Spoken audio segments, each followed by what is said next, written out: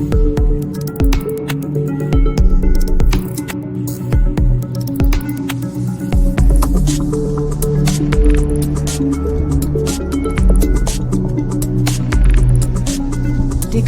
AI. Olá a todos, sejam então muito bem-vindos a mais um Decoding AI, comigo, Marcos Castro, e com o Pedro Guiar. Coordenamos aqui a nossa estimada PG em Inteligência Artificial no Marketing, aqui no IPAM, e temos tido a feliz oportunidade e privilégio de falar com muitos fazedores nesta área da inteligência artificial e de termos conversas sobre como é que esta, no fundo, está a impactar o marketing, os negócios, a liderança, a gestão.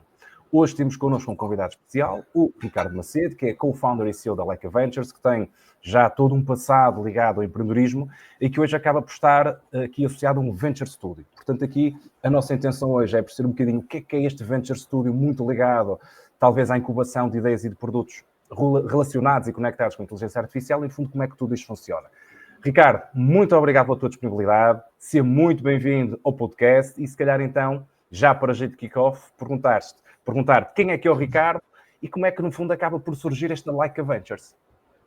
Bem, bom, olha, obrigado por terem convidado, estou muito feliz por estar aqui e por ter a oportunidade de falar um bocadinho mais sobre a Leica. Não sobre mim, não gosto muito de falar sobre mim, mas vamos começar por aí e arrumamos já este assunto. Nos últimos 10 anos eu tenho trabalhado em e-commerce, os primeiros 3 anos da minha vida profissional ligado à arte, num projeto Xerarte, que foi criado pela Mariana e com investimento do engenheiro José Teixeira, do DST Group, que não sei, alguma coisa aconteceu, eu acabei como CEO do projeto. Era um projeto de plataforma de arte online, onde artistas emergentes, pequenos artistas iniciantes, podiam expor as suas obras online e ter a oportunidade de vender para mercados nacionais e internacionais, ou seja, por marketplace. Até conheci o André, o founder CEO da Barking, que me convidou na altura para ser co-founder da Barking, e fast forward 7 anos depois, levantamos algumas rondas de investimento, expandimos para Portugal, Espanha expandimos, começamos em Portugal, passamos para a Espanha e para a Itália. E no último ano decidi sair do meu cargo executivo e, entre outras coisas, tive e ainda estou relacionado com alguns negócios de família fora de Portugal, mas não chegava e queria fazer mais coisas. E em conversa com amigos, que são atuais partners da Leica Ventures também, decidimos criar a Leica Ventures. Sinteticamente, e agora passando para o que interessa, somos um Venture Studio. E o que é um Venture Studio? Nós fazemos produto em parceria com empreendedores. Isto quer dizer o quê? Nós somos uma entidade que, no fundo, trabalha com o papel de co-founder. Imagina que tu tens uma ideia para criar um produto dentro de inteligência artificial, que é o nosso core, agnóstico a vertical, neste momento. Há coisas que nós somos tendencialmente melhores pelo ADN de cada partner e do conjunto, mas neste momento agnósticos a vertical. E trabalhamos da seguinte forma: tu tens capacidades técnicas para desenvolver o teu produto, nós ajudamos não só com a capacidade técnica, mas muito mais na primeira fase, o chamado Zero to One, ou seja, desde ideação, eu tenho uma ideia, até o processo de investigação. Será que esta ideia cumpre o seu propósito? É uma ideia que resolve um problema real do mercado, e utilizar a inteligência artificial para resolver essa ideia e produtizar e tornar isto uma empresa em que toda a gente ganha dinheiro? É isso que nós fazemos. E porquê é que decidimos fazer desta forma? A primeira razão foi porque achámos que não havia suporte profissional e privado suficiente para fazer, para mim, a fase mais crítica de qualquer projeto, que é a fase inicial. 90% das startups morrem nos primeiros 3 anos, 90% dos negócios em geral, não precisa de ser uma startup. E por várias razões. Timing é uma delas, mas existem outras. falta de preparação dos founders, planeamento, estrutura, experiência. E, portanto, como eu fui sempre o founder mais novo, desde sempre, das minhas aventuras, dei sempre muito valor a isso. E percebi que crescia muito mais rápido a aprender com os erros ou com os ensinamentos de todos os meus co-founders no passado. E hoje em dia isso não acontece, eu continuo a ser, somos neste momento 18 partners a crescer para 24 na Leica Ventures e continuo a ser o mais novo e acho que não vou querer sair desse poleiro. Exatamente porque eu quero continuar a aprender e aprendo muito com todos eles. Mas isto também permite que qualquer founder que trabalhe connosco tenha essa oportunidade. Eu consegui replicar o que me deu alguma vantagem nos negócios para todos estes novos founders que ajudamos.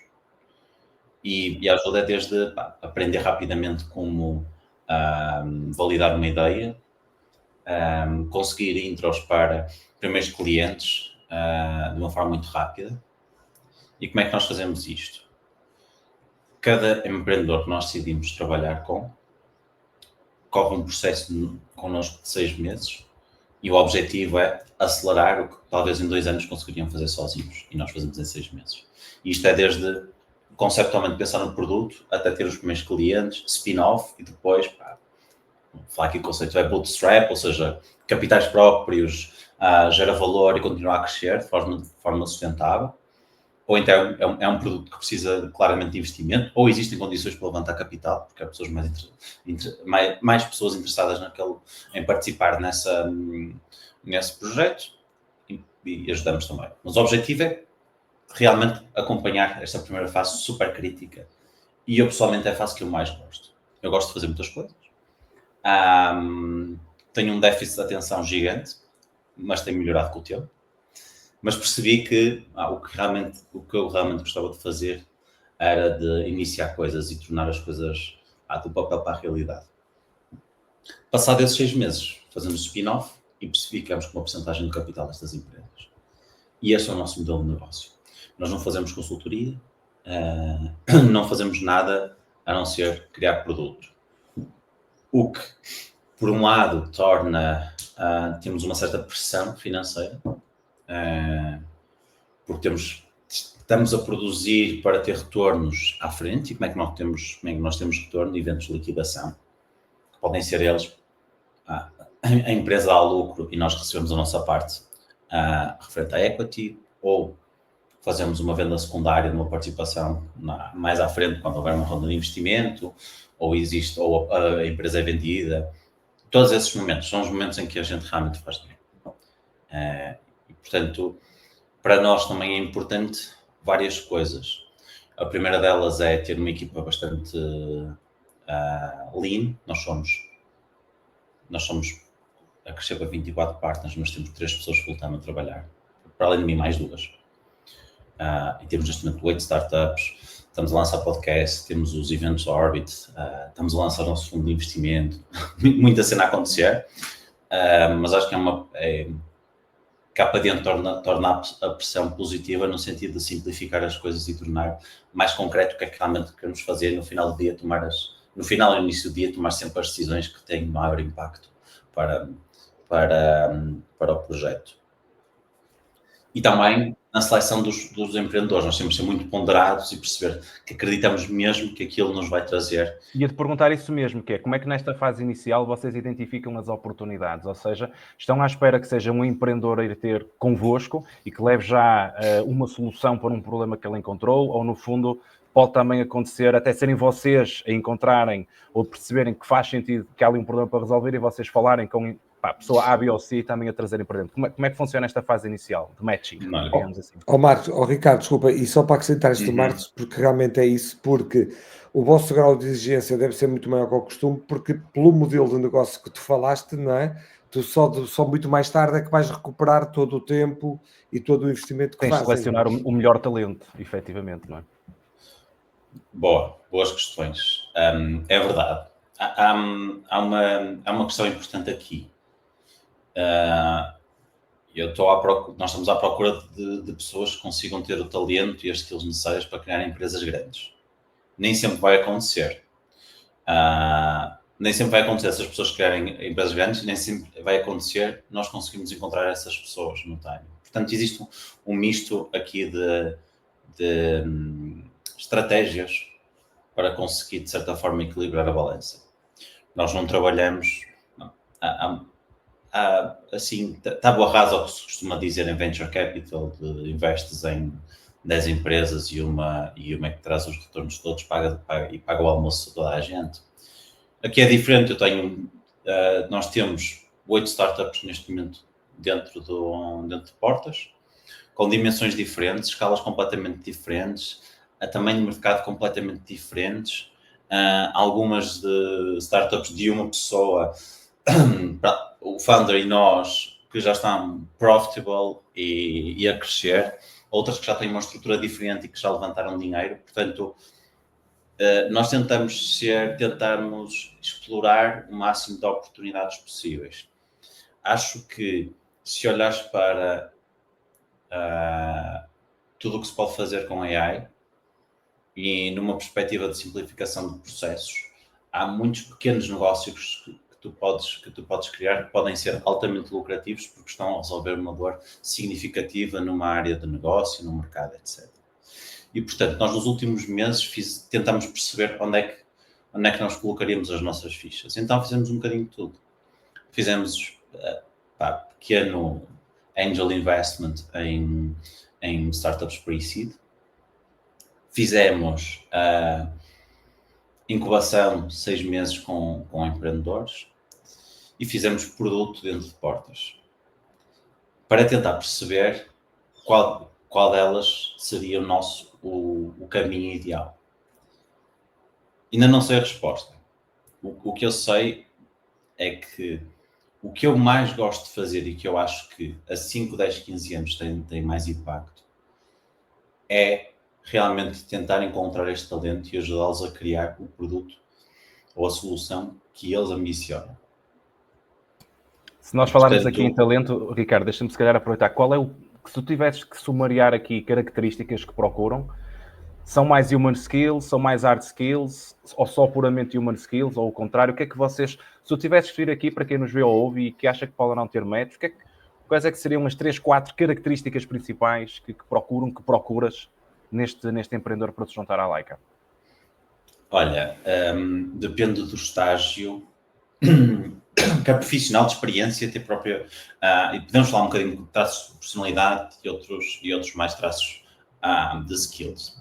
Eu acho que se fores um first time founder, estás a fazer isto pela primeira vez e não tens capacidade técnica para desenvolver o teu produto,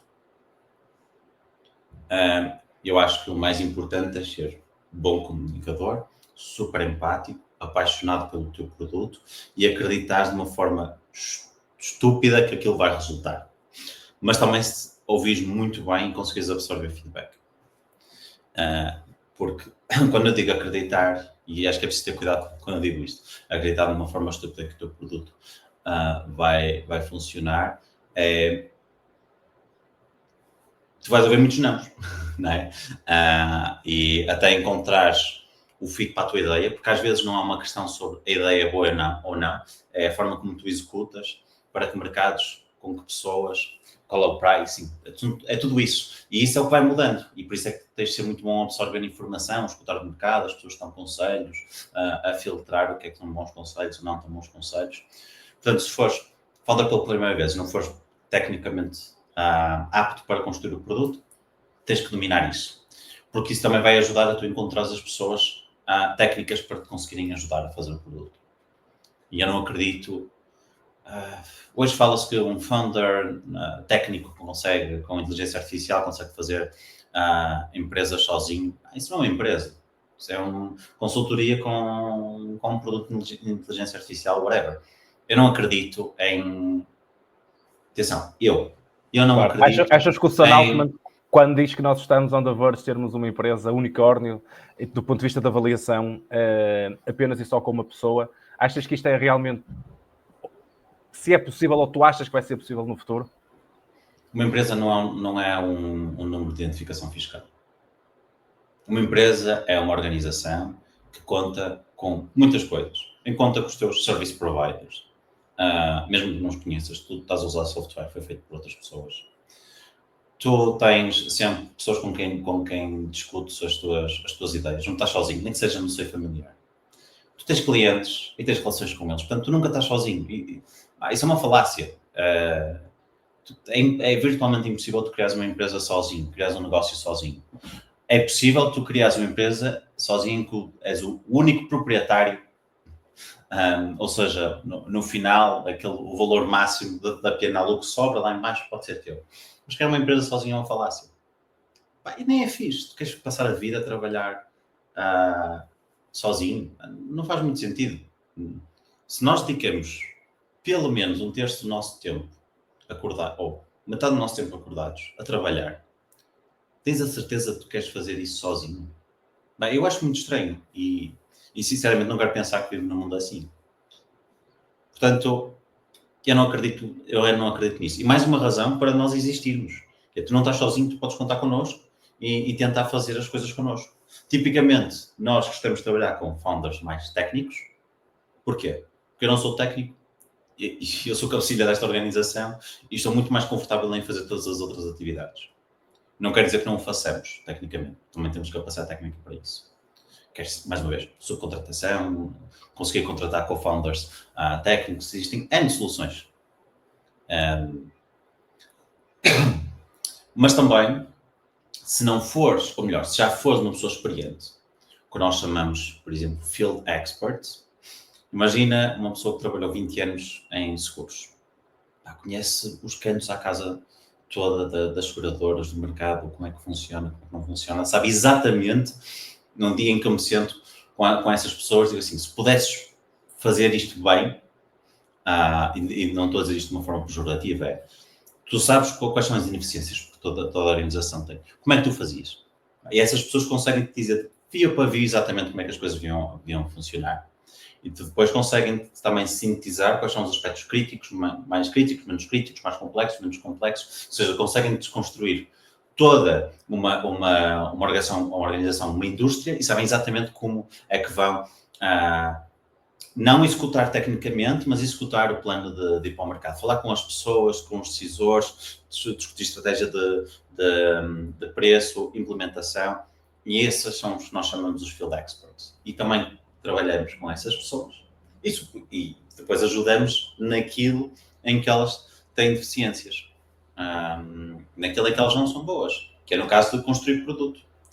Parte técnica, portanto, não é?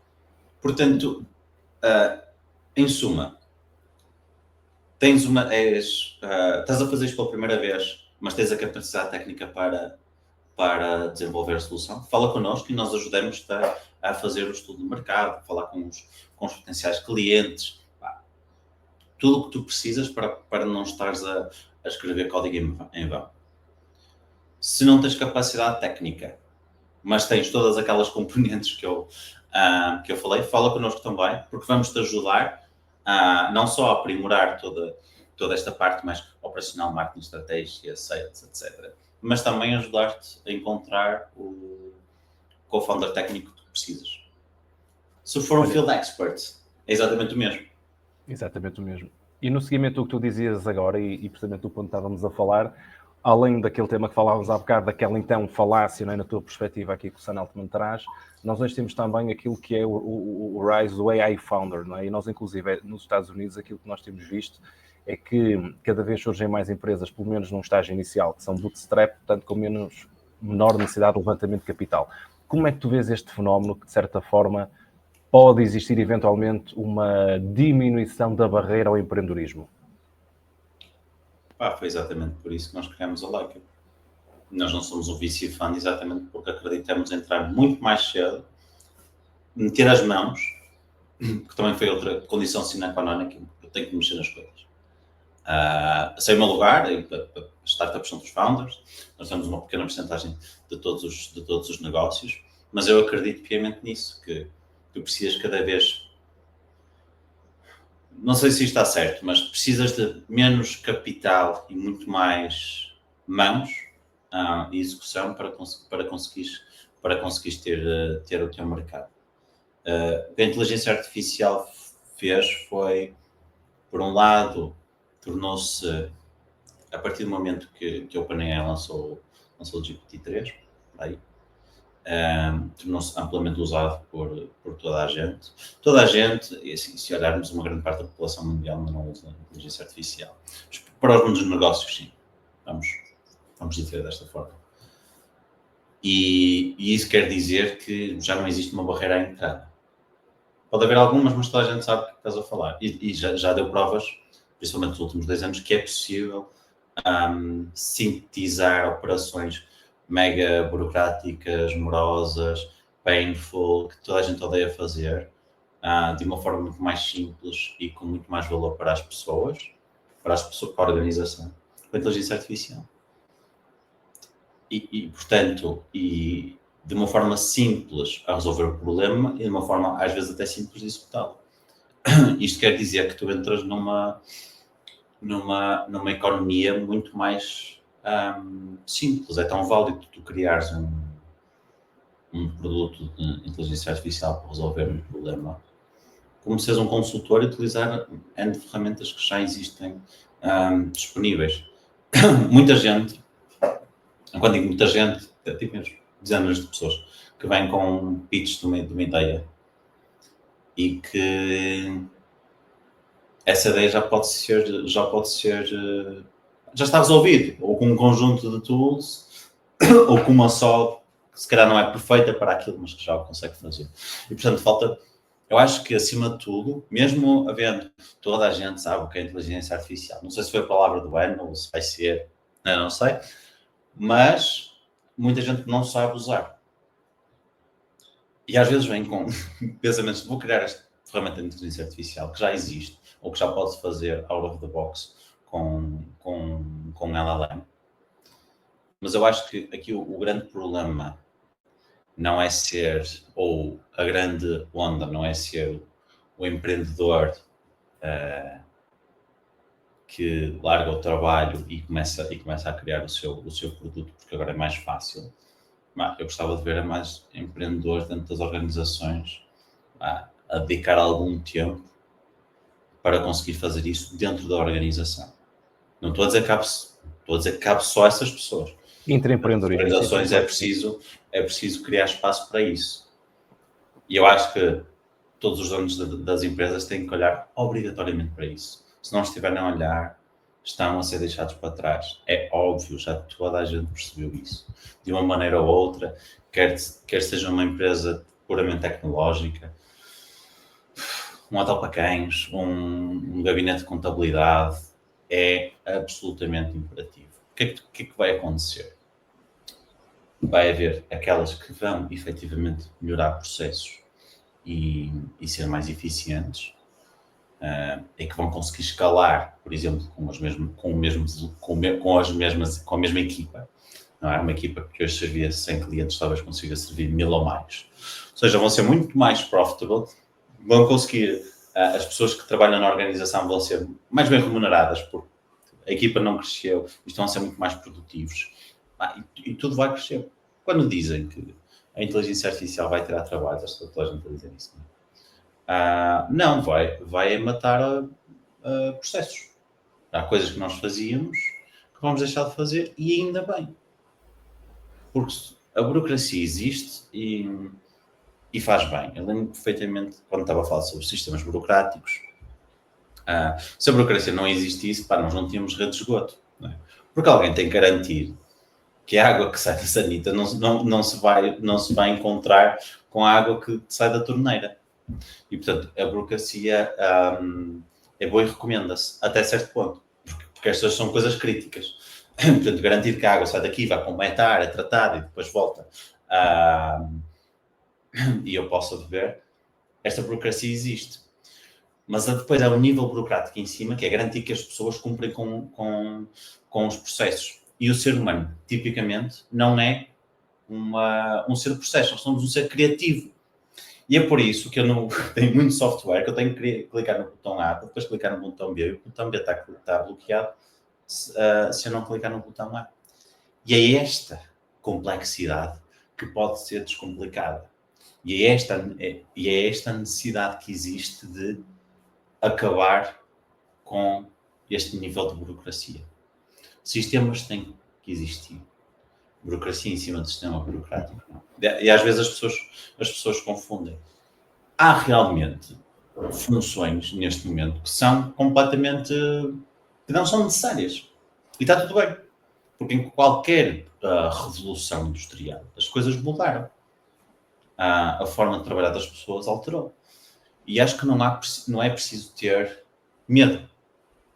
Porque ainda assim, a maior parte, e eu acho que arrisco-me a dizer que 90% das funções das pessoas de trabalho vai continuar. Agora vais dizer que se calhar há certas posições que não vai ter um crescimento em termos de procura, porque são mais eficientes, sim, mas também acredito que numa era em que cada vez mais a máquina faz coisas por nós também vamos dar cada vez mais importância às coisas que são feitas por humanos. Tudo o que são belas artes, na cultura, tudo isso é importante e não vai ser facilmente alterado pelas máquinas, pelo menos para nós, como humanos. Nós identificamos com os nossos pares. Nós temos boom de entretenimento e não é por causa da inteligência artificial. É também, nós se calhar agora temos mais tempo para isso. E não estou a falar de entretenimento de redes sociais, mas realmente a indústria de entretenimento está-se a tornar cada vez maior. As pessoas querem ver desde, sei lá, eu fui ver um grande prémio de Fórmula 1. Aquilo é tudo menos uma corrida de carros. É tudo menos isso. E vejo que a verdadeira corrida é um apontamento de todo o espetáculo que está à volta. Há cada vez mais retiros e as pessoas a tentarem reencontrar-se com o corpo, com a natureza, e estão todos esgotadíssimos. Não é? E isto há 10 anos atrás não existia nesta dimensão. Quer dizer que há novas coisas a florescer. E eu se calhar estou demasiado positivista nisto, mas eu acredito que simplesmente a economia vai mudar e nós vamos dar importância a outras coisas. Se deixarem a inteligência artificial e todas estas novas tecnologias, a robótica e o mix entre dar função a robôs, principalmente estes humanoides que estão a aparecer agora, e os cães robôs, as séries de drones aéreos, e dar-lhes as funções que nós não precisamos de fazer. Quem é que me garante que não vai acontecer isso? Que não há novas coisas e que as pessoas vão pintar mais quadros e vender mais quadros, escrever mais livros e ler mais livros, passar mais tempo na natureza, a explorar o mundo, e toda uma economia muito mais de experiência vai florescer, porque as pessoas vão ganhar o mesmo e ter tempo mais livre. Eu acho que é muito mais, nós queremos que isso aconteça, então vamos fazer por isso. Pois é isso, eu também tenho a tendência a ser mais otimista, não é? E tu estás com uma perspectiva realmente também bem otimista. Há aqui uma coisa que eu acho que de sublinhar. Percebemos que esta revolução industrial que estamos a passar, que não é só tecnológica, também é do ser humano. Aliás, eu tenho a perspectiva que isto é muito mais um problema de ser humano do que de tecnologia, que corra bem ou mal, não é? Depende muito da cultura, como nós nos vamos adaptar. Aquilo que estavas a dizer, quando falaste agora dos robôs, é interessante, porque nós temos esta componente dos robôs. E depois esta semana ficamos a saber que há um conjunto de pessoas, nomeadamente do Brasil, que têm esses bebés, os chamados reborn, não é? Que são brinquedos e que vão com eles para as urgências dos hospitais e ficam em pânico quando parece. No meu tempo era o Tamagotchi, no meu tempo das minhas filhas, já não era meu. Nós tínhamos elas tinham um Tamagotchi. Eu tive Tamagotchi. Tiveste, pronto. Depois as minhas filhas, uma já tem 30 e tal, outra 20 e muitos. E elas também era morrer o Tamagotchi, mas nunca levaram o Tamagotchi ao médico. O meu, infelizmente, estava sempre a morrer. Durou pouco para mim, era pouco entusiasmante. Isso também é realmente, como estás a dizer, isso é um sinal dos tempos, não é? Portanto, e se nós vamos entender e assimilar bem o que é esta questão da inteligência artificial e nós próprios, se vamos fazer disto uma utopia ou uma distopia, não é? Vocês aí, digamos, juntando isso ao teu trabalho, porque vocês, vamos ver se eu explico isto, vocês têm uma série estudam uma série de projetos, uma série de projetos que vos vão oferecer, de negócios, de produto, seja do que for, mas vocês próprios, do ponto de vista da utilização, que tipo de ferramentas, ou como é que vocês encaram a inteligência artificial neste processo, mas do vosso lado, não é? Não do lado daquilo que estão a estudar, mas também do vosso lado. Vocês continuam não. Vocês utilizam a inteligência artificial e na linha, daí esta minha pergunta, na linha do que estavas a dizer, ou o que nós chamamos o feeling para o negócio, aquela sensação, é aquilo que marca, é um conjunto das duas coisas. Como é que vocês, digamos, lideram esses processos quando estudam um negócio ou um projeto? Eu acho que quando estás à procura de founders ou quando estás a avaliar um founder, estás a avaliar, assim, aquele é o meu futuro sócio. Eu vou trabalhar com aquela pessoa. Daqui para a frente, as coisas podem correr bem, podem correr mal.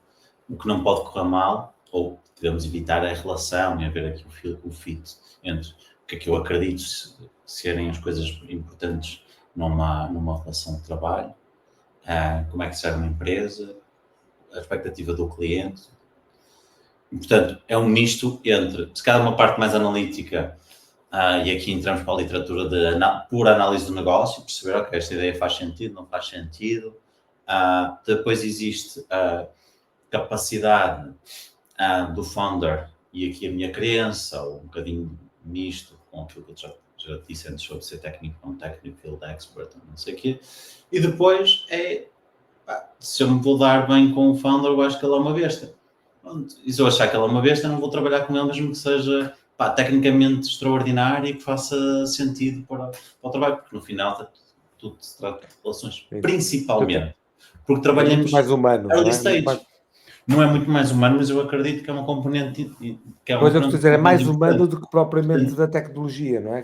Porque se eu depois não... Quer dizer, eu estou à frente desta organização. Se eu não me... E eu estou à frente porque as pessoas que estão por trás confiam em mim. Até ao dia de hoje. Mas brincadeiras à parte. Se não existir fit, porque existe o meu fit com as pessoas que estão atrás da organização, todos os meus partners. Existe com a minha equipa, que apesar de pequena, é super produtiva. Se há um tipo de founder que não faz fit cultural comigo, não vai fazer fit cultural com a minha equipa nem com os meus partners. Certo. Eu tenho essa... E tantas coisas não vão correr bem. Mais uma vez, excepcional, executar, pode ser está a surfar uma onda numa oportunidade gigante, mas para mim não vai funcionar, não tem coisa para fazer. Ricardo, se tu tivesses que definir aqui 3 fatores que são fundamentais ou sinais para avaliares que uma solução que está a ser proposta faz sentido, ou seja, alguém faz-te um pitch, se o que tivesses que avaliar, quais é que são os 3 fatores na tua cabeça que te levam a tomar uma decisão, seja ela favorável ou não, quais é que seriam? O que é o mais importante para ti? Para mim é sempre perceber como é que ele chegou até ali. Está um bocadinho para trás. Porque é que te lembraste disto?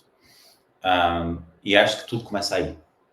Porque aí tu vais perceber se a qual pessoa... é o porquê, de certa forma, não é? É, a capacidade de observação. Como é que este gajo chegou a isto? Olhou para...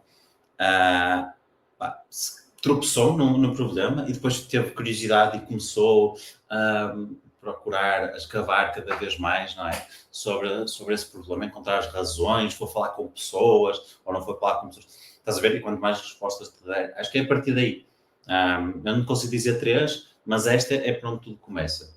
Como é que chegaste aí? Começar para trás e a partir daí tu vais ter outros sinais de se aquela pessoa é estruturada, ou seja, se for uma pessoa que disse, olha, fiz de uma forma assíncrona, começar-te a responder, ou numa linha temporal que não faz sentido, ou uma pessoa super estruturada a dizer-te, olha, eu fui à pastelaria, durante uma semana tive exatamente este mesmo problema.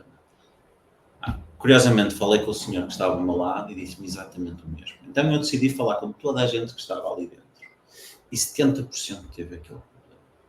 Então o que é que eu fiz? Fui à pastelaria ao lado, porque na minha rua existem 15, não é? É uma rua portuguesa, portanto tem que haver no mínimo 15. E, estás a ver? E contar esta história e perceber, ok, e tu consegues começar, e tu começas a perceber a forma como ele pensa.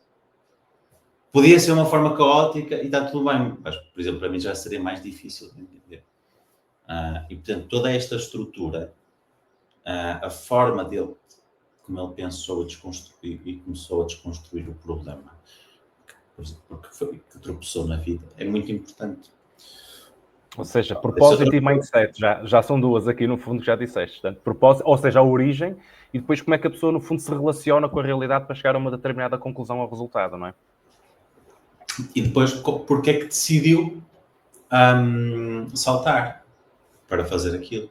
Porque ele percebeu que, eu quero mesmo resolver este problema e este problema é relevante para eu resolver, porque como eu, só nesta área há estas pessoas e, portanto, eu agora eu fui e consegui perceber que um problema maior e fui investigar. E eu acho que tenho as competências para resolver este problema. Não consigo fazê-lo sozinho. E é essa a razão que eles estão sentados à minha frente a falar.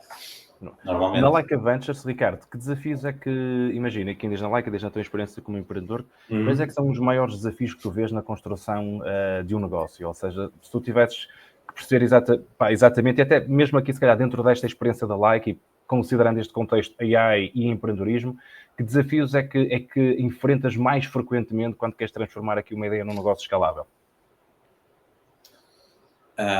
O principal é maturidade do problema e encontrar os clientes certos para começar.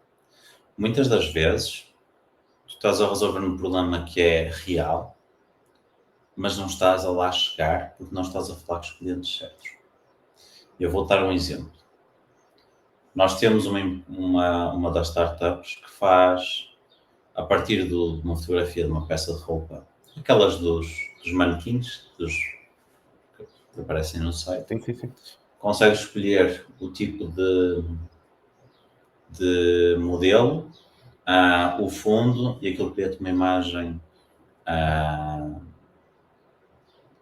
de uma pessoa usar a tua peça de roupa num ambiente diferente.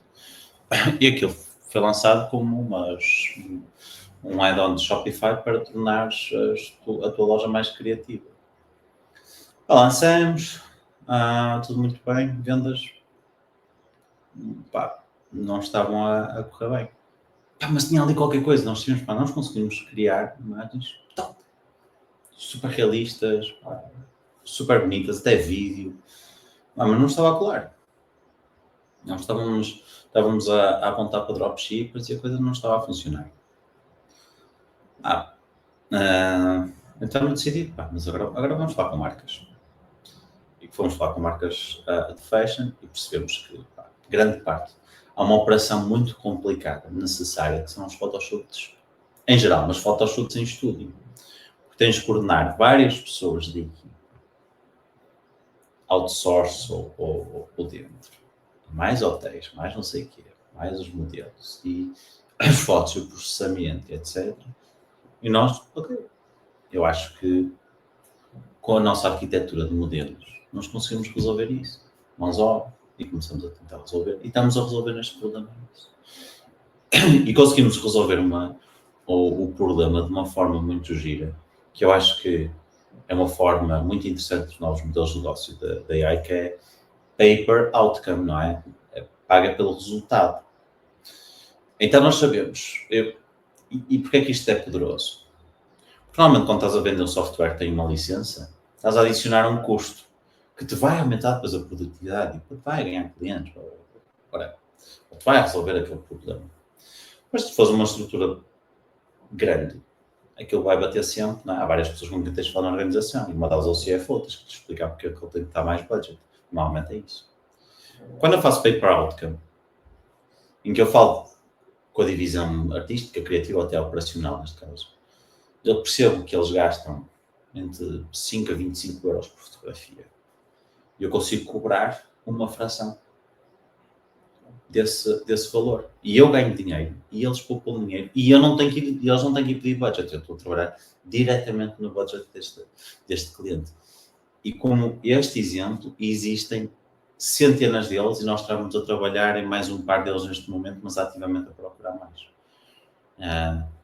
E eu acho que esta é uma das formas mais simples de tu criares uma empresa que resolve problemas utilizando inteligência artificial.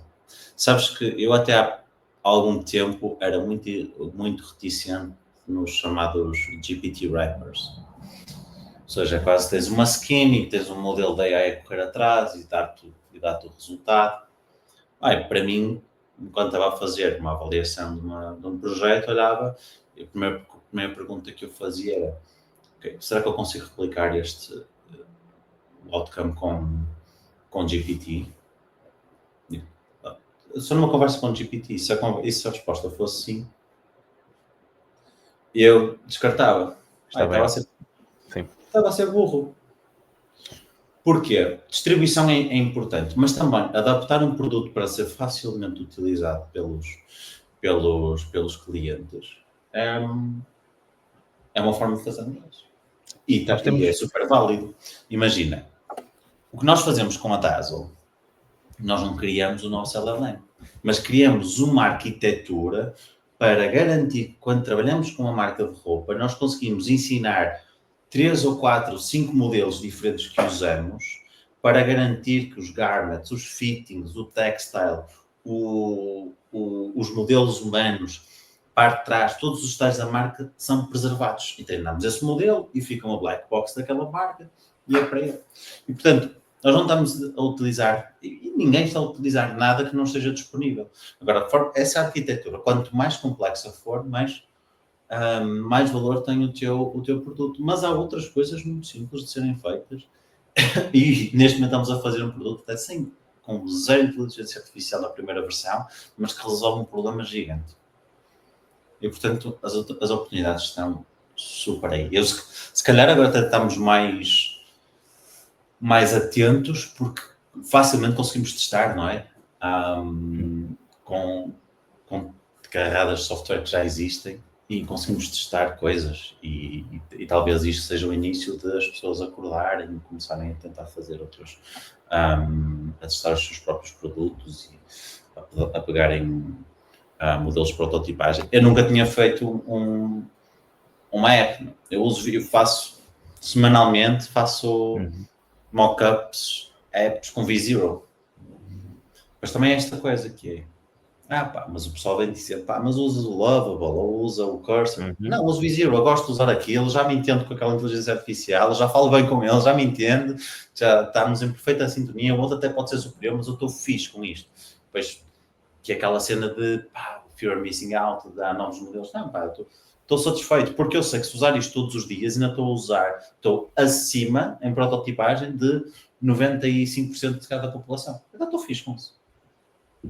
Sim, nós temos falado com alguns AI Layer Apps que têm vindo aqui, que precisamente focam-se no sistema de RE com prompt engineering muito específico para uma área de negócio. E, portanto, ou seja, independentemente de poderem recorrer a diferentes LLMs, a verdade é que esta arquitetura, não é? Portanto, que temos entre este LLM ou vários LLMs e depois o utilizador, faz com que realmente o output que tu vais ter seja completamente diferente do que estás tu a utilizares a ferramenta. E o próprio interface ajuda a que tu possas chegar muito mais rapidamente a uma conclusão do teu negócio, para a tua indústria faz muito mais sentido. Claro, e no caso da Fashion nós mostramos isso, porque quando nós vamos falar com eles, a malta já tentou usar AI. E eles mostravam, tentámos utilizar isto, não estava a funcionar, não funciona porque a cara é assim, porque as letras não aparecem, depois, porque nós usamos um modelo para uma coisa, outro modelo para outro modelo para outro, o supervisor monta tudo, sempre uma arquitetura, que sabes que há sempre coisas mais fortes num do que no outro. E eu acho que quem está a ter sucesso, e mais uma vez, burro fui eu, dizer não a algumas pessoas, se calhar, que agora têm empresas a funcionar e muito bem, porque essas pessoas entendiam exatamente qual era o problema e como é que o resolviam, e sabiam que se dissessem àquela pessoa, estou a usar aqui um custom GPT está a funcionar, elas vão utilizar. Ele teve a decência de criar o seu próprio produto para, sei lá, análises sanguíneas, decreto de habitação, todas essas cenas que é cuspir Perfeitamente. documento ao GPT, ele consegue fazer de outra forma. Há aqui várias layers que te dizem que muita gente não vai usar por questões de segurança, porque às vezes precisam de simplificar a forma de onboarding, porque há pessoas que não gostam de utilizar as apps por texto. Lembro perfeitamente, tudo que consegui fazer em GPT faço custom GPT. E eu faço o meu calorie counting com GPT, com custom GPT, tem um plano nutricional, assim, etc. E estava a falar com o André da Nutrio. E eu disse, faço isto. Ele perguntou, mas tu não queres um dashboard, não queres ver o que é que tu comes? Eu não, eu só quero exatamente isto. Eu tiro uma foto à comida, ele faz-me um update, como é que estou, se estou on track ou não estou. Converso, e para mim isto está ótimo. Eu não quero, se no futuro conseguir dizer assim, então faz-me agora um gráfico, já consigo. Gráfico de calorias divididas por macro da última semana. Ele vai-me gerar. Eu não preciso ter acesso àquilo off the shelf, sempre que eu quiser. Eu peço-me. E ele ficou muito, muito impressionado porque na Nutrium eles estão a fazer isso, mas eu por acaso vi uma entrevista do André que se usa com... Ele falava disso, exatamente. Só com chat. Mas para mim funciona. Para muita gente, se calhar precisam da estrutura mais visual. Eu acho que isso é giro, porque eu não preciso que o André me resolva o problema, mas eu conheço o André, conheço a Nutri. Eles estão a resolver o problema de milhares de pessoas, não foram milhões. E, portanto, eles encontraram a forma de resolver. Eu encontrei a minha, mas se calhar para outras coisas, é ao contrário, preciso de uma dashboard. Eu evito usar dashboards. Eu consegui criar, que eu tenho os próprios modelos treinados para diferentes situações na empresa, na Leica e em outras que fazem a análise, sempre que eu preciso de ver a coisa de forma mais visual, peço-nos. Não tenho... Cortei essa minha dependência com dashboards, porque percebi que assim era mais fácil.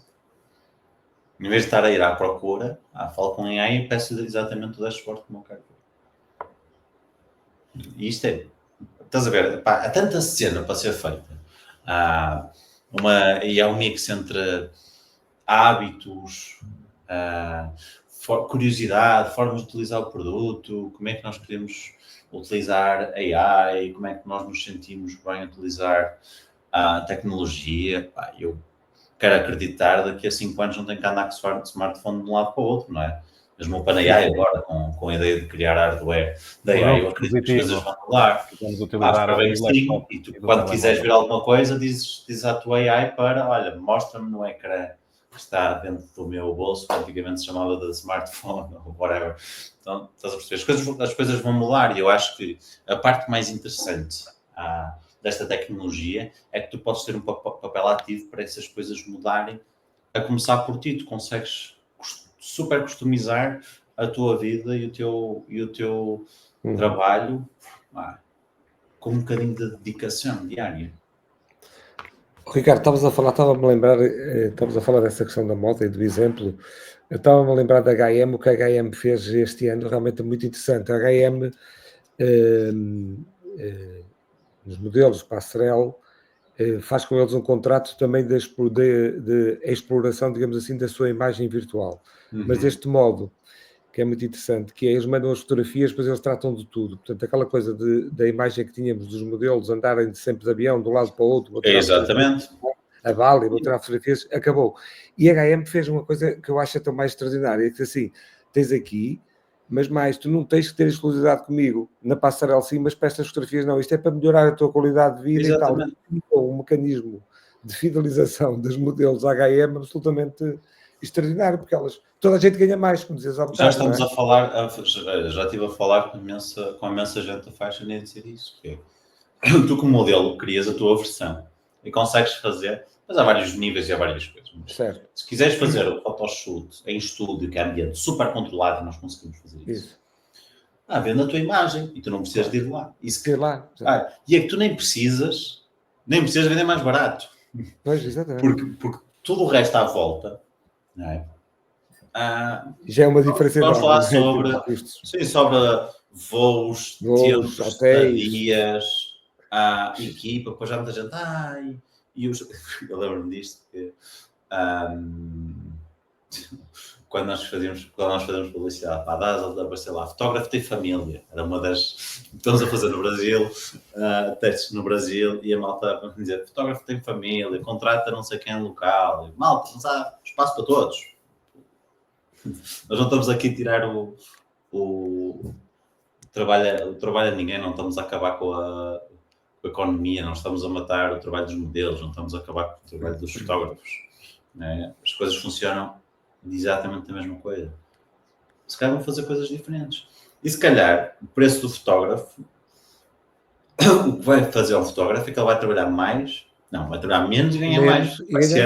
Vai ser cada vez um serviço mais importante, com menos, se calhar, menos quantidade de pessoas dispostas a pagar, mas a pagar muito mais, porque foi feito por um humano. E às vezes é tentar perceber que o que nós estamos a fazer é inevitável, as coisas vão acontecer.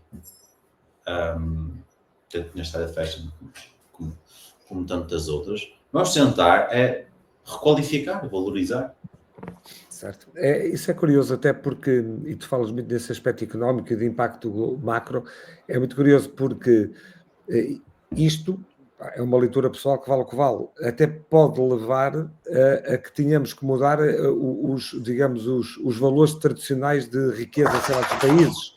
Por exemplo, o PIB é uma coisa, não é, que se calhar começa a ficar, porque nós estamos a falar de um exemplo em que o PIB até vai diminuir, porque não gastas dinheiro na viagem de avião, não gastas dinheiro no hotel, e, portanto, do ponto de vista global do PIB de um país ou de uma situação, a coisa até diminui, mas é isso que nós temos que mudar realmente, não é? Imagina, porque o que sobra é muito mais, Mas tu, se calhar, todo esse custo que tu reduzes nas operações de uma empresa, certo, acho que ele depois vai se traduzir para outras coisas, não é por a modelo A ou B não voar para Bali para fazer o photoshoot, que ela depois não vai voar para ter férias ou para ter qualidade, de fazer outras coisas. Ou gastar o dinheiro noutras coisas, exatamente, claramente. Eu acho que o propósito é que vai ser diferente. Se calhar vamos ter no futuro, se calhar dizes-me assim, Pedro, no futuro vamos ter cada vez menos hotéis business e muito mais hotéis experience. E eu tendo a concordar contigo, eu acredito nisso. Muito mais resorts ecológicos, muito mais cenas descentralizadas, muito mais, sei lá, state cities, como se fala agora, e com o living cada vez mais, as coisas vão mudar, não é? Se calhar vamos ser uma sociedade muito menos com ownership das coisas, muito menos eu tenho uma casa, eu tenho um carro, muito mais eu vivo em comunidade, eu só uso Uber, estás a ver, muito mais do pay as you go.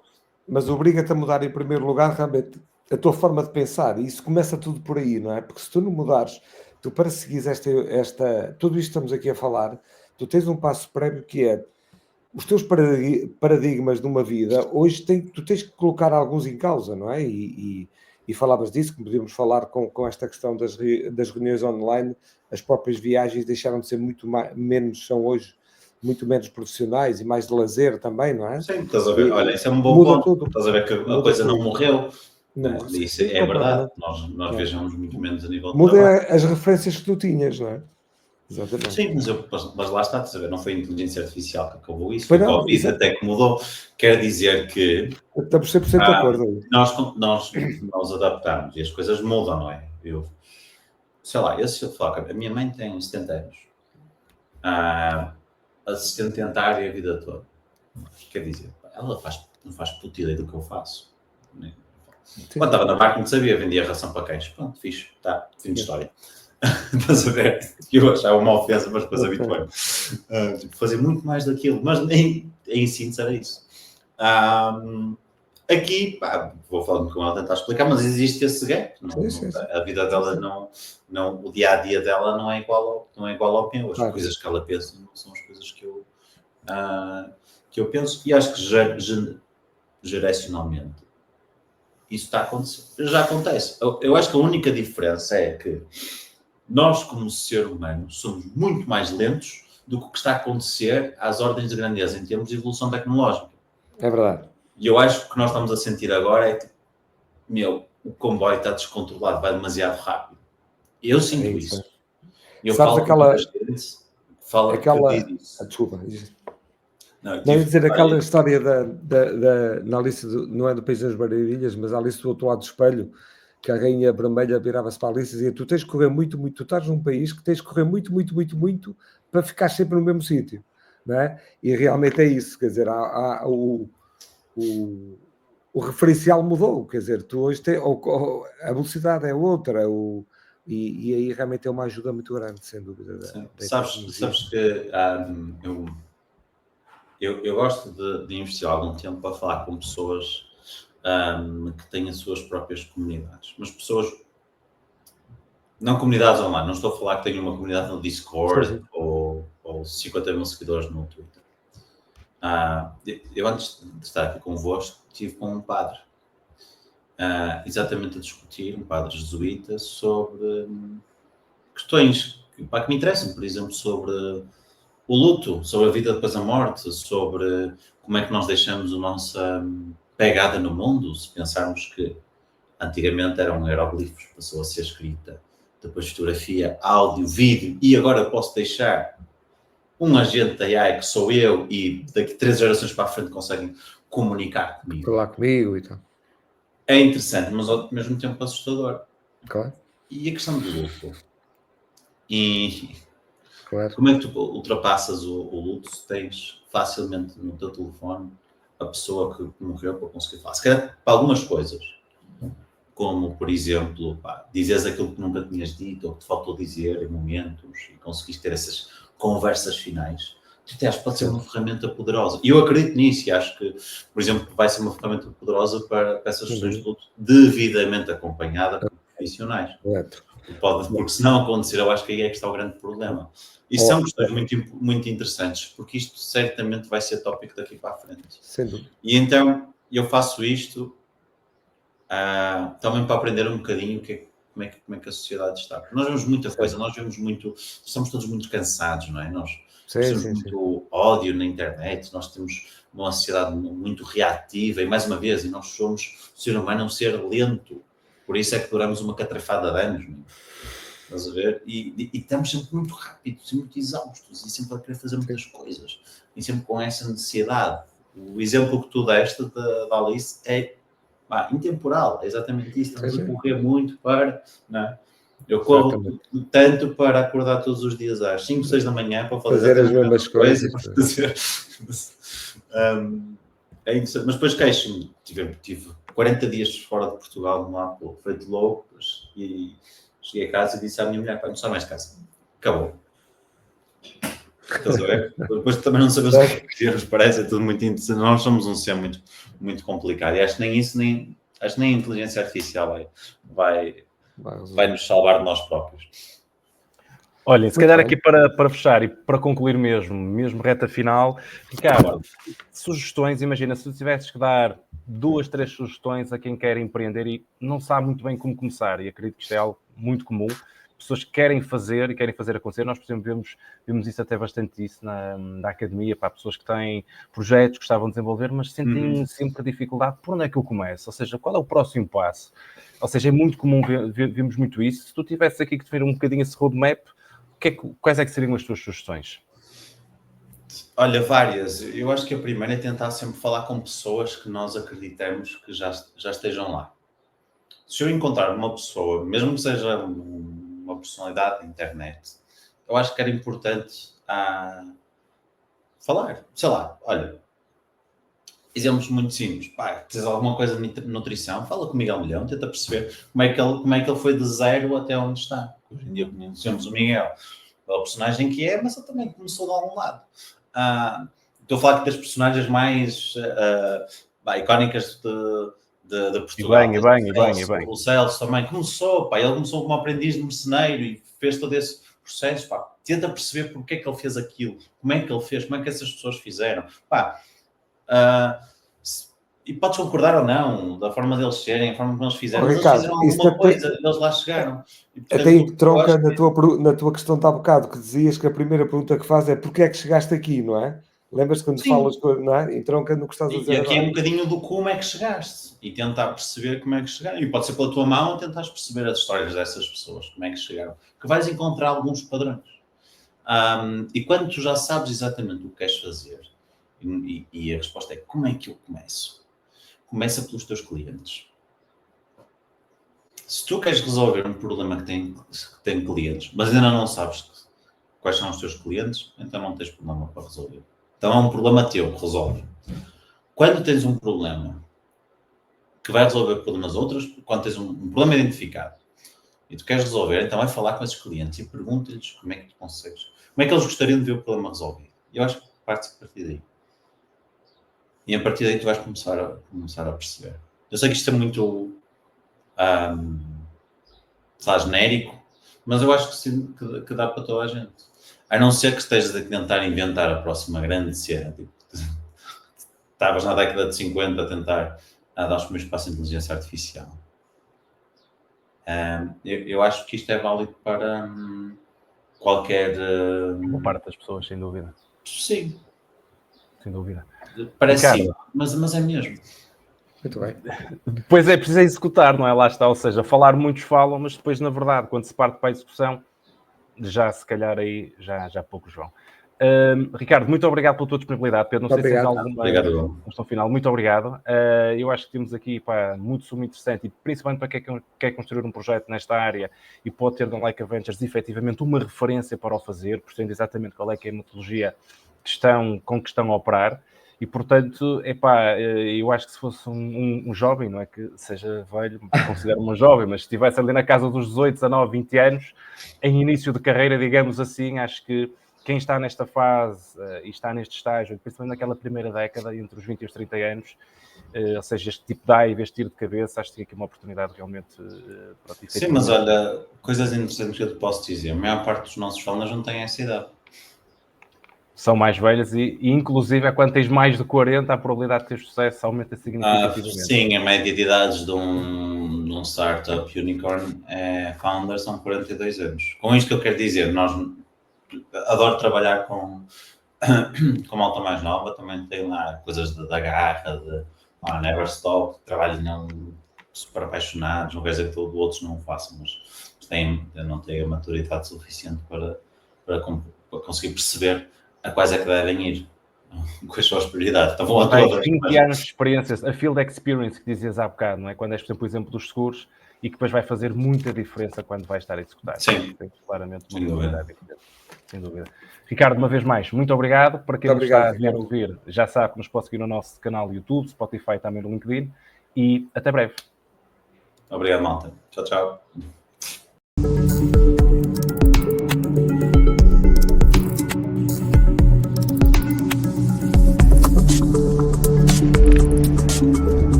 Decoding AI.